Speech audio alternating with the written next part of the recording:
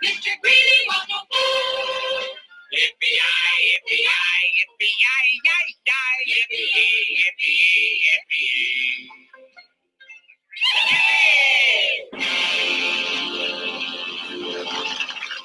Sons of bitches in Great Neck, New York. And I am very delighted to be talking to someone who needs to turn his computer radio down because we're getting feedback over there. So if you can you turn down your volume thing on your end there? Can I turn it off? Yeah, just lower the volume so we don't get the feedback. Much as I love the sound of my own voice, because my voice is so gorgeous, Rabbi Sol here, and I am delighted because if you grew up in New York, as I did, and you watched the news at 5 o'clock or 6 o'clock in the afternoon, you watched Live at 5, or you watched Eyewitness News with all those faces that we remember back in the day, you knew this man who did the short human interest pieces, the man on the street. His name is CHAUNCEY HOWELL. He is still, thank God, alive and well. I believe he's living on Long Island, and he still does pieces for various news programs and the internet. We're going to ask what he's been up to. But ladies and gentlemen, won't you please welcome and give a big Passover shalom to CHAUNCEY HOWELL. Shalom, Chauncey. Hello, how are you, Dave? That's not, I'm Rabbi Sol. I mean, it's Rabbi Sol. Yeah, get your stuff straight here. How are you, by the way? I'm pretty well. I live in Pennsylvania, or Pennsyltucky. I don't live on Long Island. Oh, okay. So you don't have horrible taxes. I worked on Long Island for a while, and I know Long Island. I'm descended from people from Long Island who came to New Jersey in 1660, then pushed over into Pennsylvania. Wow. But I lived in New York City most of my life, come to think of it. So sorry, you've already given me like avenues for 5 different questions. So you can trace your family back up to 1620? 1627. Good Lord. So what were your great-great-great-great-great-grandparents do? What did they do? What were they like? They were landowners. They were Puritans. They arrived on Long Island in 1632. 16, they were in Boston before that. Yeah. Then we're among the founding families of New York State. We have our coat of arms on the Grand Staircase in Albany. Isn't that something? That's... My God. And I'm from a poorer branch that was shoved out in 1660 and sent to New Jersey. They said, go to the Jerseys.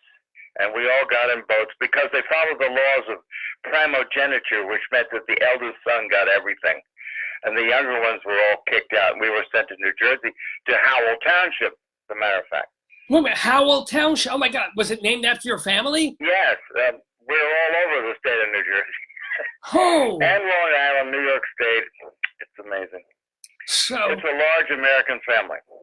Wow, I had no... All descended from one man who's the reputed founder of Southampton, Long Island. How many children did he have? Like, maybe he had 50 kids, and they're just... Well, by 1660, he had about 60 grandchildren. He arrived with 5 grown male children in 1627, and they were already grown and had their own children, and they just spread all over the place. Well, there really wasn't much else to do back in the 1600s. No, we all intermarried with the same families over and over again. That's why I'm named Chauncey. My father was a Chauncey. There's a Chauncey family. If you go to Brooklyn, you see Chauncey Street, and there used to be Howell Street. Then in Jersey City, it's the same thing. And that was based on all over New Jersey and Long Island. Bellport, there's a Chauncey Street crosses the Howell Road. And same out here in Pennsylvania. Well, let me ask you, though. It's almost obnoxious. What? I'm sorry, what? but let me, I have to say, when you were a kid growing up with the name Chauncey, did you get beat up all the time? Well, I complained to my father, who was also a Chauncey. Right. And he said, well, I thought of naming you Herbert Hoover Howell. Would you have liked that? And I said, no, I'll take Chauncey. Chauncey's fine. And so it helped me when I was on TV in New York because a lot of people thought I was from Brooklyn. They didn't know I was from a small town in Pennsylvania. Yeah. They thought I was from Brooklyn because of Chauncey Street. And the Irish all assumed I was Irish because of Chauncey. It sounds Irish, doesn't it? It's like Shaughnessy, and there was Chauncey Olcott, the famous Irish tenor, who was not really Irish. He came from Buffalo, New York, and his real name was John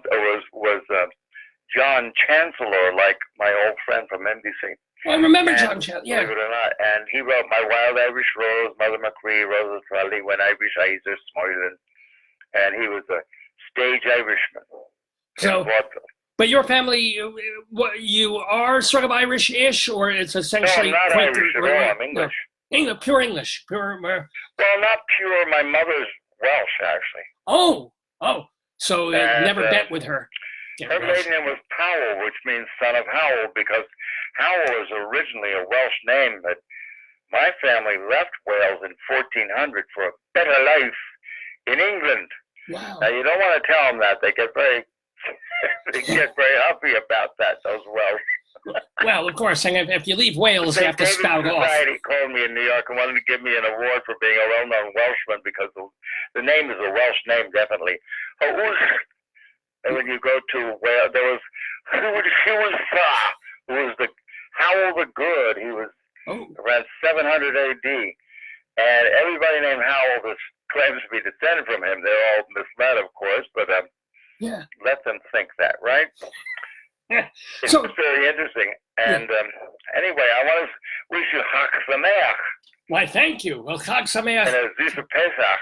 And good Zising Easter to you as well. Zising Easter, well, I don't know about that. We're not doing too much of that anymore. Oh, fair enough. But I got tired of doing Easter stories. Every holiday on TV, you know, St. Chauncey had to do something on the Easter Bunny. St. Chauncey had to do more on Santa Claus. No, wait, how did you go back in the day from being, because you were an art critic for a while in print? No, not really. Oh, no. I was always a feuilletoniste.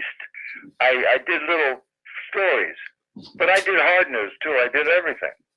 But before I had a knack for making amusing stories using real people, not celebrities. What I'm saying, you must have interviewed a lot of celebrities. Well, I met a lot of them, but they weren't really the interesting subject matter. Real people are the interesting subject matter. I did about 8,000 stories of TV. Wow. 8,000. Think of that. Man. Do you have the archive? Never stopping. Are there... NBC, they call me the good soldier because they send me out on any crappy story idea, and I'd make it good because I'm actually talented that way. They would say, little girls who were reporters would say, Chauncey, how come you know so much? And I said, well, I could say to you, and I'd be mean if I did say this, I could say to you, how come you know so little? That's our job to know a lot of things. And we're reporters, right? Reporters? Well, it's just preparation. You take a half hour before you do a story, and suddenly you're an expert. That's how it goes, you know. Well, I have a lot of reference books. I'm very good in the library, and now we have Wikipedia. My God! Also, I was a good student in school. I loved school, and I majored in Greek at Amherst College, so I had a classical background. Wow! So I could tell you the name of Hannibal's favorite elephant. Hannibal had a favorite elephant. What was it? Moishe? What was his name? No, it wasn't Moishe. It should have been. It was Surus. Not Surus. Trouble. Surus. It was Surus. Surus. And the other elephants were said to be very jealous of him because he was more richly caparisoned. He had a longer trunk? As the statement goes. He wore a fancier clothes. He had more interesting elephant drops or drapery. Elephant drops would be interesting. I'm speaking to I just put my teeth in too, by the way. Oh, good to know. Thank you. For teeth. You know, I got my mother's teeth. They were like butter. She didn't have good teeth, but I got. My father had only one cavity his whole life. I didn't get his teeth, but I got his hair. Now my hair is so thin. What about your hair? I'm still okay looking, but not great. You know what I mean? I hear you. But let's get back, though, to how you became a TV news person, because it's a dream job. I was a writer. I worked at Women's Red Daily. I did a lot of stuff for the Sunday Times. Right. And one day I got a call from somebody at NBC, a letter actually saying, what do you look like? Because we like your writing. That's when they cared about writing and expression and so on. So I went to see him, and and 6 months later, I was working there at NBC. Wow. And I had to learn a lot of new stuff, like how to be a filmmaker. Well, first of all, did they instantly try you out for Human Interest, or were they testing you as an anchor? I started my first season. I was the drama critic at NBC. Then Peter Lindstrom wanted it so badly they gave it to her, and I said, "Oh well, who cares? Who cares? I just like doing stories, little stories. I like going out to Queens and Brooklyn, and my God, I did every neighborhood in the whole tri-state area. My God, the Emmys that I won were things like my portrait of odd things like my portrait of Mamaroneck, which I turned into a Rossini opera. Mamaroneck. Do you recognize that? That's the Barbara Seville. Yes. And the overture. Then I did Ho Hocus, where the crocus first awoke us, and we'll sing this to you, choke us. In Ho Hocus, NJ, that won an Emmy too. Then I did another one on Elthingville in Long Island, which has more above ground pools than any town of its size in America. Yeah. Above ground pools, and we went in every damn pool in the whole town. It was great. Do you have a favorite? That's the kind of stuff I like to do. What was your favorite 1 or 2 pieces that you did in those days? People ask that all the time, and I used to say, well, the one I did yesterday, or the one I'm doing tomorrow. What do you think of that? Right. Because I couldn't tell you what my favorite piece was. I did so many, and there were certain characters that I developed, and there were I have anecdotes I tell about certain stories, so I guess in a sense they were my best stories. There was a wonderful woman in Brooklyn named Corky Schmertzler, and I used to put her in as many stories as I could until they told me to stop. Corky Schmertzler? Her real name was Frida. She lived on Ocean Parkway. Corky Schmertzler. Schmertzler. Oh my God! That's a great name. You know her. Well, of course, I come from Ocean Parkway too at one point. So yes, we know it very well. We have a question that came in from the gallery there. Also, were there any stories that you did that never made it to the air for any particular reason? No, that's not true. That never happened. They were so hard up for material. They take anything. And that's why they call me a good soldier, because I could always give them a product every day. A lot of reporters would go out, not a lot, a few. Some of the more narcissistic ones would go out and say, well, I couldn't see myself in this story, and they come back with nothing. Or, I didn't think I looked good on camera today. You have no idea how many lazy sluts there are in the news business. Okay. And they would say to me, CHAUNCey, can you give me some advice? How can I become a better reporter? I said, well, first of all, you have to stop stroking your glottis. This one girl said to me, I loved her. She was so sweet. But she said, would you look at my stories and tell me what you think? And I said, well, they're great. I love you. I suspend disbelief entirely. Everything you do is wonderful and you're beautiful. She said, no, come on, tell me. She got so nudge-a-dick. You know that expression? Nudge-a-dick? Yeah, nudge-a-dick, yes. And she kept pushing me. So I said, okay, run that tape again. Let's see this one. Stop. Well, what did I do wrong? No, it's not what you did wrong. It's that you stroked your glottis again. You keep stroking your glottis. She said, show me. I said, look, there. Listen to that. Did you hear what you just said? You said, he didn't. Then she said, no, I didn't say he didn't. Yes, you did. You said he didn't. Now, if you can correct that, you'll be perfect. Yeah. All you asked her to do was correct that. There you go. I mean, there's so many mistakes like that. Were there any stories? Oh, you love this. There's one nice old Jewish lady stopped me on the street and said, CHAUNCey, why are there so many girls on TV doing the news and they've got all that long hair? What do you call that length of hair that they have? And I said, that's called curva length. Oh, yeah, right. Then why are they? And I said, well, you can blame your nephews and your grandsons and all those nice Jewish boys that are very active in the TV field and have a lot of say. You can blame them because they still want, and she leaned forward and said, shikses.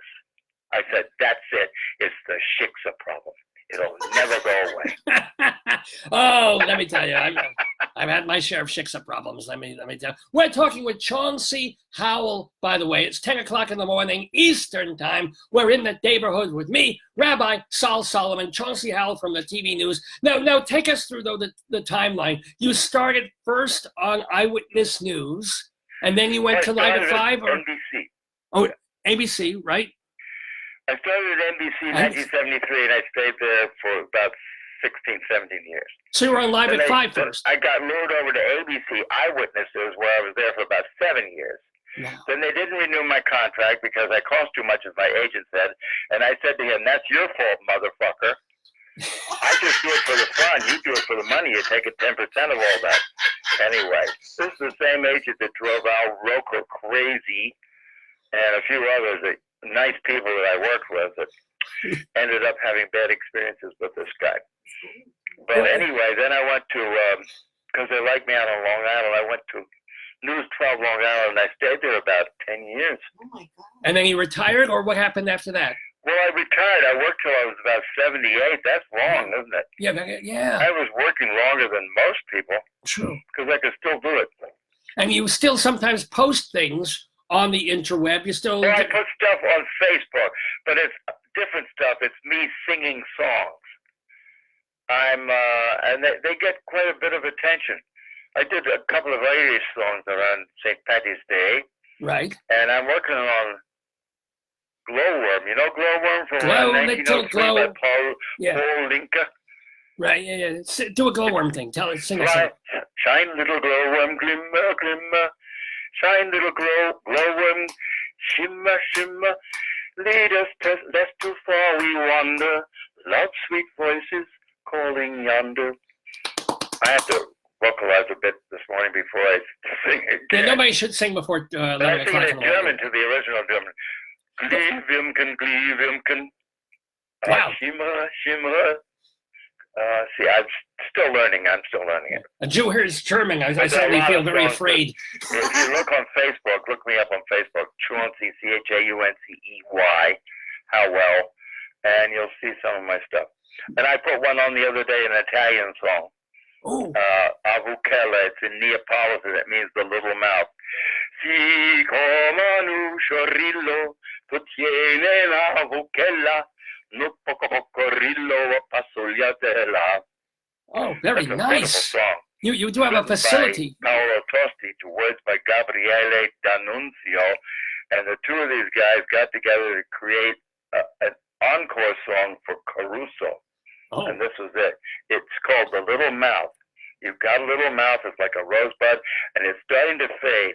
No poco pocorillo pasoliatel, starting to fade, probably for lack of kissing.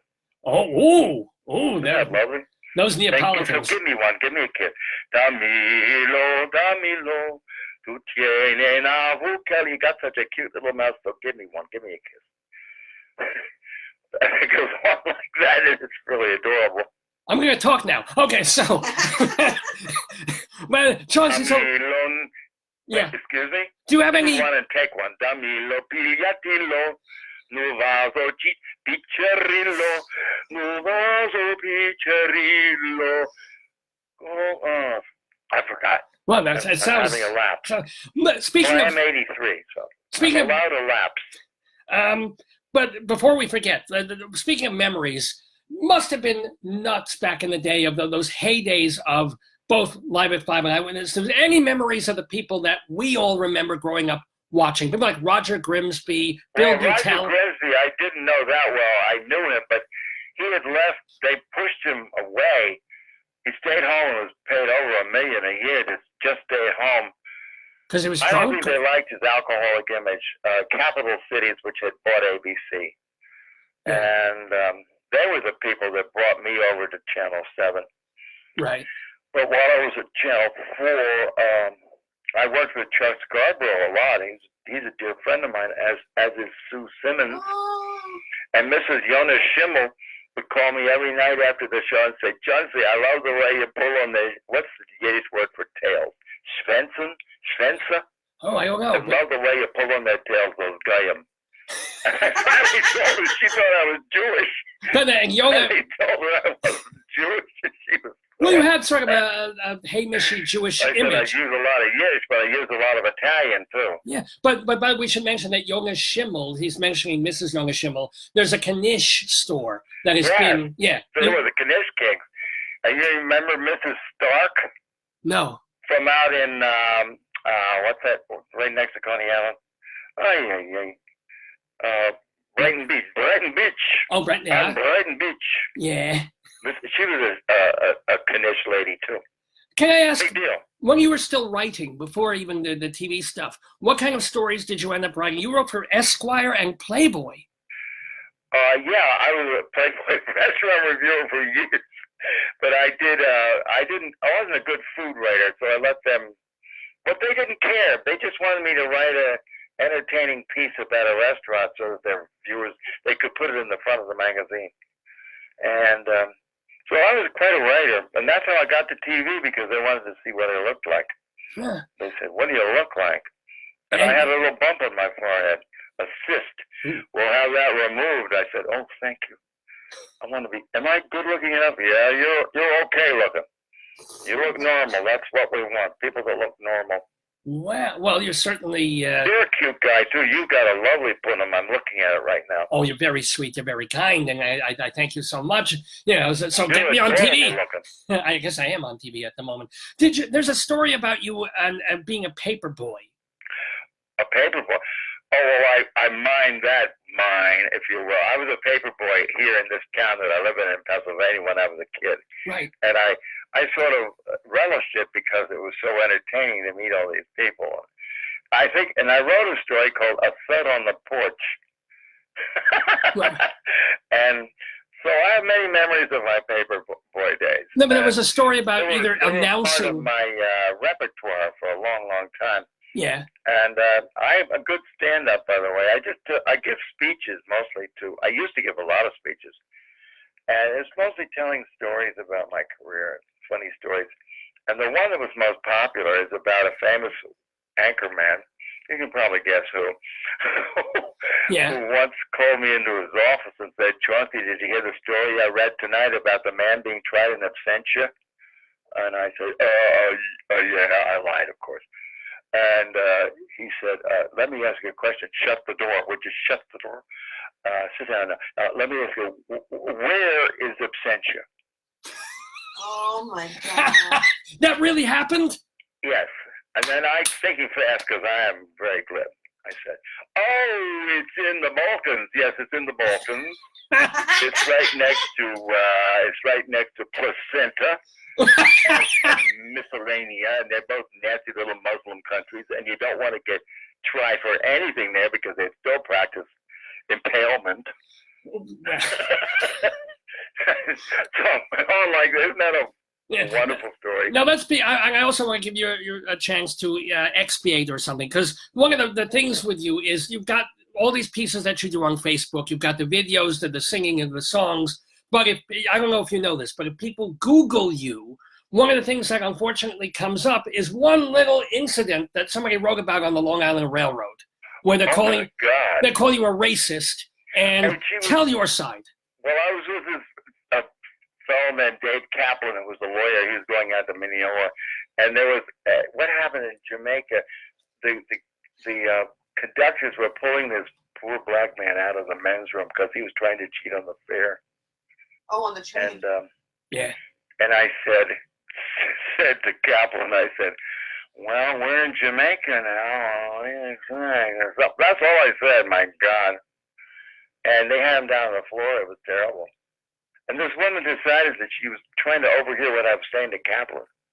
Right. But she assumed you were implying. Is it still there? Oh, it's still there. It's one of the things that comes up first when anybody Googles your name. That's the issue. So people read about you, and it's either your wiki page or it's you being anti-black, which is not true. I'm not anti-black. Right. I used to do more black stories than anybody else. In fact, one of the black cameramen said, "Black people like you a lot." And I said, "Why do you think?" He said, "I don't know, because you're just so natural with us." And I said, like yesterday when this black guy was coming after you because he was jealous that you had an $80,000 camera on your shoulder and you had a terrific job. And I said, get the fuck out of here and leave him alone. And he said, well, yeah, you do things like that. You're so outspoken and natural. That's why we like you. Cass, did you ever accidentally curse on the air or? No, I never did that. I'm very. Other people did. I was just thinking about a man called me up, was so angry at me because I let somebody on a live remote use the word tuchus. Oh, tuchus, come on. And I said, I can't help it if they want to say tuchus. I couldn't stop him. He said, that's terrible. You let him say, no, I didn't let him say tuchus. But wait, I want to, this is really interesting to me because now everything's digital. It's so fast. You tape it, you do it, you in-camera edit. Back when you had to do in the 1970s, you went out, you were on the street. Take us through like the timeline of getting up in the morning, doing a story, going back to the office, cutting it together on, I guess, Steambox. I came in early in the morning, yeah, and then we would decide what I was going to do today, or they'd just say, go out and find something, which is usual, because I could always find something, and I did about hundreds, it seemed, of portraits of little towns and villages and neighborhoods. Right. And I just go to those places, and I have a knack for doing that and drawing people out, and most of the stories about the people. Excuse me. So that people at the office at NBC and also at ABC would say, why don't you get down to Greenwich Village where you live? I said, no, they're too snotty down there. They said, oh, TV, I don't want to be on TV. Oh, God. I said, well, why don't you go to the Upper West Side? No, they're worse there. I have to go out to Queens and places like that where real people live. I remember a woman on the Upper West Side said to me, I was doing some story, and I can't remember what it was, but I liked her. I wanted her in this story, and then she said, she had to say to me, well, of course, I never watched Channel 7 or Channel 4. I watch PBS only, and I said, oh, by the way, when is this story going to be on? I said, why do you care? You're not going to be in it. She said, what? I just cut you out, I said, because you patronized me. Good for you. Then she was begging me to keep me nicer and put her on TV. Did you? I put her on anyway, but I thought, these people are so haughty and hoity-toity on the west side and the village, and we don't want, and out on Long Island, they say, why don't you go to Mutton Town? I said, those people don't want to be on TV. I have to go to Jericho or I have to go to Mineola. Those people want to be on TV. They're real people. They love being on TV, and I love putting them on TV. So, anyway. But I want to know the process. Like, how long would it take? Well, then I go out around noon. I'd be 11 or 12 or 1. I'd still be working. Then we'd come back to the office, and I'd go to the editing room. When I was on Long Island, because they didn't have a union, I did all my own editing. I'm a very good editor. But I learned from other editors at NBC, and particularly at NBC. That's when I learned the craft from these older guys. And I remember my very first day, an old Irish sound man said to me, Chauncey, talk right into the camera and don't talk with a deep, phony voice like these other reporters. Like we had one named Deep Throat. We call him Deep Throat. But his voice was down there, and they all talked in a phony, fake way. And he said, this old Irishman said, talk like yourself, like you're talking to me. And he was so right. Yes. He was so right, and it sticks in my mind. But because I was trying to sound like a newsman before that, because all the others were doing that. Remember Jim Van Sickle? The name, Jim Van Sickle. He had a wonderful voice, very orotund. Yeah. Can I ask, were you working on... me one day. Yeah. He said, you have made a pretty good career for yourself with a really shitty voice. And I said, well, I guess it goes with my shitty face. Oh. Because so many of their voices didn't go with their faces. But Jim's face did go with his voice, or his voice went with his face. I don't remember. Do you have any Roseanne? Nice man, but he was very envious. Do you have any Roseanne Scammer? Spike, a lot of it in TV. Do you have any Roseanne Scamardella stories? No, I didn't really know her that well. I knew her. Yeah, I did know her, but I can't tell you about her except that she was very natural. Ooh. And I was at NBC when she was at ABC, and then she left, but I knew her. Yeah. And Ernie Anastas is another sweet person. I loved him. Oh. He's a sweet, wonderful person. What about Sue Simmons? I have to tell you that. And you say you're still friends with Sue Simmons. She was really nice. Sue Simmons and I were very close. We lived, I sat next to her for 9 years. And I have so many stories about her, which I can't tell because she's kind of outspoken herself. Yeah. Hey, are there any people that you worked with who maybe are now dead who are not so nice? So you can tell. A lot of them are, Ooh. unfortunately. No, but I mean who are not nice people but seem nice on the air. Who were not nice people. Well, I thought some of the network people were not nice. I thought Tom Brokaw was not a nice person. And Willard Scott caught me in the hall one day. He was a sweetheart. And he said, Chauncey, but he was also a troublemaker. And he would say, Chauncey, that Tom Brokaw is so mean. He makes fun of me in the office. The Today Show was right down the hall from us. And I said, oh, it's terrible, Willard. Then Willard said, he also makes fun of you. Oh, And I said, why? Why would he make fun of me? I'm just a local TV reporter. I'm nothing. He said, no, he hates what you do. He hates it. It's not news, he says, and he makes fun of you. I said, really? And I was very disturbed by that. So a couple of months later, I'm in an elevator, and Tom gets on. We're all alone in the elevator. I could have kicked the shit out of him, right? Yeah. I'm actually a big person. People are surprised when they see me and see how big I am. Well, you got big. You're stocky I'm now. a bit. I used to be. Yeah. I used to be 6'1". Now I'm about 5'11", I think. As you get older, you shrink. Anyway, I said, "Hi, Tom," and he said, "Hello, Chauncey." You know, he has a lisp. Hello, Chauncey. He said, "Hi, how are you?" And then I said, "Tom, I hear from Willard that you do a wonderful impersonation of me. I would just love to see it." And he got so scared, he jumped off the elevator. Oh, my. Lunged at those buttons, and one of them took, and he doors over, and he was out. Wow. But I would say I didn't like him. Yes. But Edwin Goodman, do you remember him? Wait, Edwin Newman? Yes. Yes. Wow. Okay, yes. He was a dear friend, and I used to eat lunch with him a lot. Oh, that's so His whole nice. interest in life, at one point it seemed, was getting rid of the word hopefully. And he put it so perfectly. He said, hopefully is an adverb. You can't use it in place of, you can't use it in place of expressions like I hope or it is hoped that. You can't say hopefully it's going to rain tomorrow. That's not bad. That's not good English. He said hopefully can be used only in two instances. One is in the army marched hopefully into battle, or the bride walked hopefully down the aisle. I get it. I'm terrible with this. I'm something of a stickler for grammar, but I will use hopefully all the time. Hopefully, I'll stop doing it. So don't use it.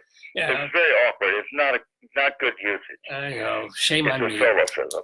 By the way, we have had a delightful and hopeful conversation here with Chauncey Howell. So, Chauncey, remind people. Apparently, you're making a big fuss over me. Well, you're adorable, and you're fun, you're valuable, you're lively, you're just great to talk to, and you have so many things to say and so many stories.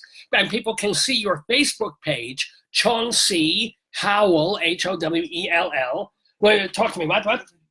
Oh, did you ever write a book? Do you have a memoir? No, I never did. I gave a lot of speeches, and I would sort of use those as a memoir. But I never wrote a book. Can people? I decided to be a raconteur or a storyteller and not a book writer. I had too much writing. I spent a whole year at Women's Wear Daily doing obituaries when I was young, Oh. I came out, the Army was good to me because I learned how to type in the Army. I'm a wizard typist. And that's why I had no trouble in the news business. A lot of people have trouble because they can't handle the typewriter. Huh. And I could just sit down and not look at it and just type. Well, anyway, Yeah. this guy called me when I was at Women's and said, "Hello, Mr. Howell. I want for you should know that my partner just 15 minutes ago dropped dead here in the office." They had a little underwear firm of some kind, underwear imports. Yeah. And he said, my partner just 15 minutes ago dropped dead in the office. I want for you should give us an advertisement. I said, you mean an obituary? And he said, whatever you call it. Isn't that funny? And I think he called me before he called the widow. Oh, good. Well, you know, when you write an obituary for someone who's in the underwear business, you have to keep it brief. Exactly. Oh, you're good. I love the way you talk. You know, you're a free associative idiot, which is wonderful. Like me. That's the greatest compliment I've ever been paid. I'm a free associative idiot. A free associative idiot. Oh my God, what could be better than that? That's true. That's what makes discourse. That's what makes communication between people. Idiocy. Well, you are certainly not an idiot. You are a delight, Chauncey Howell. It's been a lovely thing talking to you. Well, get rid of me now. You want to get me off. Well, I would love to invite you back. In fact, call in whenever we're on the show. We would love to hear from you because you're so much fun. And do come back to the neighborhood. I do have one last question for you because I'm just purely curious because, you know, the producer of this program, Dave, he has been a theater critic for decades. So he is curious. What do you remember, like the first show that you reviewed on TV when you were a theater critic? Do you remember what it was? I don't remember, but I was famous for the fact that I would cry on camera. And it was largely due to the fact that I was exhausted after having worked all day and then having to run over to Broadway to see some wretched thing and then run back because I couldn't find a cab, run back to Rockefeller Center and bang out a review. I didn't like being a reviewer. There was one play called Mornings at 7, and it was so wonderful. Yeah. I just got so teary when I talked about it. And nobody cried on camera, and I was the first person to laugh on camera. Nobody was natural on TV, in the news especially. And I remember when David Merrick was so wicked at the end of Hello, Dolly? 42nd Street, when he held off the news that Gower Champion had died and came out and told the cast, that is, they're taking their bows, and they were buoyed with a sense of achievement and happiness. They were so happy, and we were all applauding, and I'm heading up the aisle because to get out of the building first so I can get over to the NBC. And I had to turn around because the publicist came rushing for us and said, no, wait. David Merrick's going to make a speech. So we didn't want to hear that, but he made a speech, and it was though he was there to torture these kids. They felt as though they had been poleaxed onto the floor. And, I look upon theater reviewing as a form of reporting. Right. It's just like restaurant reviewing was reporting. What happened in the restaurant? What was going on? Not the food so much. Who cares about the food? We don't have taste of vision. We don't have smell of vision. You have to tell about human things that happen. Yeah. One guy had a restaurant that was that I said was like the decor was like a British regimental mess from India or something from the 19th century, and I said the decor was in the best snot-nosed traditions of the British regimental mess. And this guy told me that night people flocked to the restaurant because they read the review. And he said there was one word that brought them. And I said, what was that? And he said, snot nose. Because everybody wants to be beat up on, I guess, or patronized or condescended to. Well. Anyway, so I cried over what David Merrick did, as I told how awful it was. Well, that was it's a very famous story now. It's a good thing. You know, reviewers sometimes would leave before the curtain calls. They would leave even late into the second act to bang out their stories. And if you had left 2 minutes earlier, you would have missed everything. You would have missed the news. That's why I was grateful, in a sense, that the publicist stopped me and made me not leave, but wait to hear what David Merrick had to say. Yeah. Wow. And then I saw what happened, and that was the story, really. The play was very good and very successful. Yeah.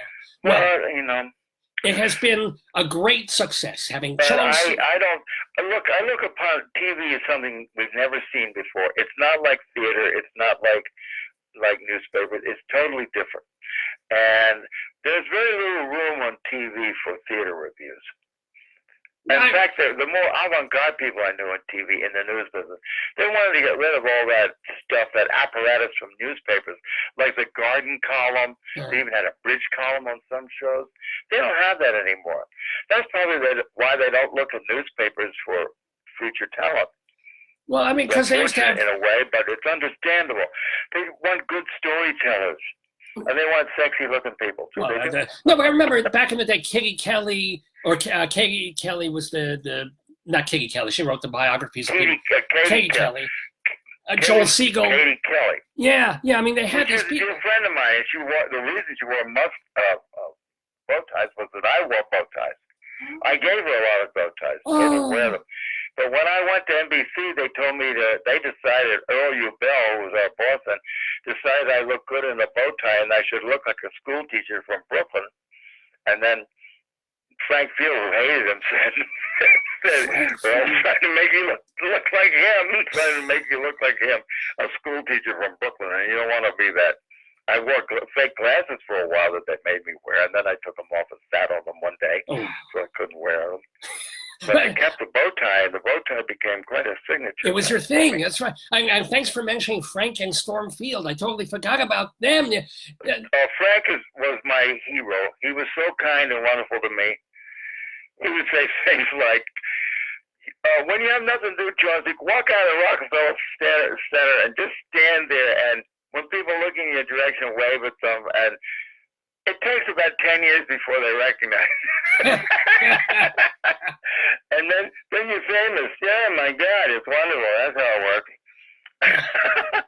But it's a pleasure to talk. Yeah. So Frank was great. There was nobody like him. Oh, my. It has been... Well, there's nobody like Chauncey Howell, obviously. There's nothing like this man.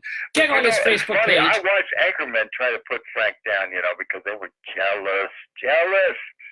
And Frank would just play his old avuncular, ugly self, his, what do you call it? What's the Yiddish word for uncle? Oh, my God. Grandfather. I should know this. Zeta self. He was just so great. And the audience loved him. And they get so jealous when they do surveys and find out that Frank was more famous than they were. Oh, boy. Because he was giving people what they wanted, which is a nice, fatherly, avuncular, uncly person. But that is about the weather. That's what happens with TV news, though. You watch and you see the same people day after day. They become almost family, and then they're gone for 2 weeks. And it's funny. You're just like, they evaporate. It's unlike in sitcoms where you remember someone. When I left NBC to go to ABC, they actually told the woman at the switchboard in the newsroom, when people would call and say, "Where's Chauncey? I missed Chauncey. Where's Chauncey? He wasn't there today." I was already over on ABC. They didn't know that. But they were informed to tell them, this lady on the switchboard was told to tell them that I had died. Oh. Can you imagine that? Oh, he died. Oh, boy. Well, I'm flattered that they cared so much. Chauncey Howell is not, thank God, that he's alive and obviously very, very well. Go to his Facebook page, Chauncey Howell. Watch his videos. Watch his history. Hopefully, I used that word wrong. We hope we will be talking to you. If I were there, I'd take a ruler and hit you on the wrist. Oh, I'm sure, or elsewhere. But as your piano teacher should have done to you. Oh, I did. Chauncey Howell, what a delight. Most happy holidays to you. And just you too, darling. Good health, continued good things to you, and shalom to you. Well, I'm sitting here. I'm not really up yet. I'm wearing my bathrobe. Okay, we don't need to know that. You can't see that, can you? Unfortunately. No, we're not back and forth here. We just have the voice, but what a wonderful voice it is. And thank you. And we thank you. It says a lot, doesn't it? Oh, yeah. It's a great voice. You're wonderful, and I'm so flattered that you invited me. It's so nice to be with a guy like you. Oh, a sweetheart. I'm telling. I could give you a knip on your plenum if I were there. Oh, a knip. As I did to Mayor, what's his name? Mayor Dinkins, remember him? Yeah, of course, David Dinkins. Yeah. Person he was, but a nice man. Yeah. Really foolish. At one point, doing a live remote with him, I grabbed him by his cheek and I said, "Imagine I'm your Aunt Selma, and I'm giving you a knip on your punum, but I pulled on his cheek, and he was so stunned, he looked right in the camera and went, as I pulled on his punum, on his cheek. And afterwards, he said, when it was over, he said, "You are crazy. You are crazy. I like you, but you're crazy." I'm surprised Secret Service didn't rushed step back into City Hall, and his PR people came running over to me saying, "Thank you, thank you, thank you. You helped make them look human. You make them look human. Oh, thank you." Oh, I my said, God. "Well, listen, I know who his girlfriends are because I work with one of them." Okay. So I'm going to be natural with him, of course. Yeah. Mayor Koch is my favorite. I have a picture of Mayor Koch that is so wonderful. He's giving me a look. I'm holding the mic in his direction. He's giving me this look like, he said, "Who's your daddy?" That's the look he's giving me. And he was my daddy. I'll tell you, he was wonderful. He just loved me, and I loved him too because, you know, was is off on Ling is off on Sing, what's on your lung is on your tongue. The same with me. I told him that one day. I said, "Mr. Mayor, you know you have that thing that what's on your lung is on your tongue. Was is off on Ling is off on Sing. That's the Galiciana version. If you want it in Litvak, it's was is off on Lung is off on Sung." Wow. And whatever pops into your head, you just say it. And that's why you're great. Wow. Okay. All right. It pops into my head to thank you again so much Oh, for thank being you. with us. Thank you. I'll say goodbye then. And yes, and a big shalom to you. A shalom to you, my darling. Bye-bye. Bye. Bye-bye. Chauncey Howell! My God, Chauncey Howell! Was that fabulous or what? Was that unbelievable or what? Oh, I'm That so was feeling. 10 out of 10. I'm 10. That was a 12 out of 10. That was 18 out of 10. Chauncey Howell in the neighborhood talking to me, Rabbi Sol Solomon. If you want to know more about Chauncey Howell, do go to his Facebook page, Chauncey Howell, as Chauncey spelled the usual way, even though nobody's named Chauncey anymore. Howell, Howell, like Thurston and Lovey. Go to enjoy his work. I wish there were more archives of his stuff that he was doing. If he had 8,000 pieces on TV all those years, God knows if they're on videotape somewhere, if there's an archive at the Museum of TV and Radio. I hope there is, because obviously he's a very unique and fun character. Chauncey Howell in the neighborhood. Oh, speaking of the neighborhood and of